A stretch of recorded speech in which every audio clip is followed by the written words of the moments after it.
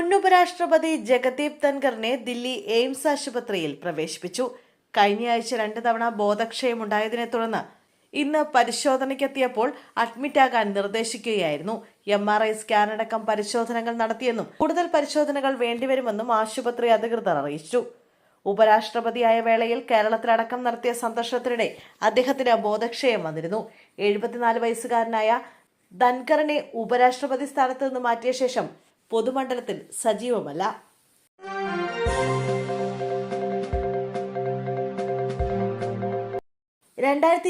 ലെ ഓടക്കുഴൽ പുരസ്കാരം പ്രഖ്യാപിച്ചു.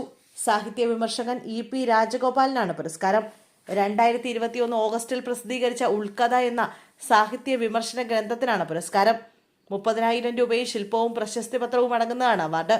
സാഹിത്യ നിരൂപകനും വിമർശകനും നാടകകൃത്തുമാണ് EP രാജഗോപാൽ. കാസർഗോഡ് പീലിക്കോട് മാണിയാട്ട് സ്വദേശിയാണ്. 2018 കക്കാട്ട് ഗവൺമെന്റ് ഹയർ സെക്കൻഡറി സ്കൂളിൽ നിന്നും പ്രധാന അധ്യാപകനായി വിരമിച്ചു.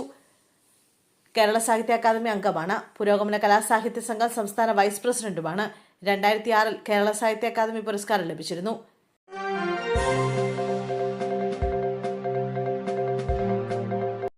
കാരക്കാട് ആളില്ലാത്ത വീട് കുത്തിത്തുറന്ന വൻ കവർച്ച. 30 പവൻ സ്വർണ്ണാഭരണങ്ങൾ കവർന്നു.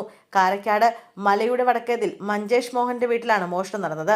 മാതാവിന്റെ ചികിത്സയുമായി ബന്ധപ്പെട്ട വീട്ടുകാർ പരുമലയിലെ സ്വകാര്യ ആശുപത്രിയിലായിരുന്ന സമയത്തായിരുന്നു സംഭവം. ശനിയാഴ്ച വൈകിട്ട് 6-നും ഞായറാഴ്ച രാവിലെ 10-നും ഇടയിലുള്ള സമയത്താണ് മോഷണം നടന്നതെന്ന് കരുതുന്നു. വീടിന്റെ മുൻവശത്തെ വാതിൽ തകർത്താണ് മോഷ്ടാക്കൾ അകത്ത് കയറിയത്. പൂജാമുറിയിൽ സൂക്ഷിച്ചിരുന്ന ഇരുമ്പ് അലമാര കുത്തിപ്പൊളിച്ചാണ് സ്വർണം കൈക്കലാക്കിയത്. ഏകദേശം 35 ലക്ഷം രൂപയുടെ നഷ്ടം കണക്കാക്കുന്നു.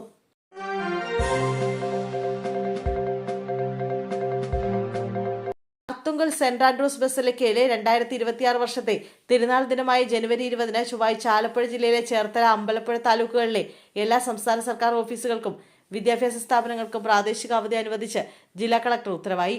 പൊതുപരീക്ഷകൾ മുൻ നിശ്ചയിച്ച പ്രകാരം നടത്തുന്നതിന് ഈ ഉത്തരവ് ബാധകമല്ലാത്തതാണ്.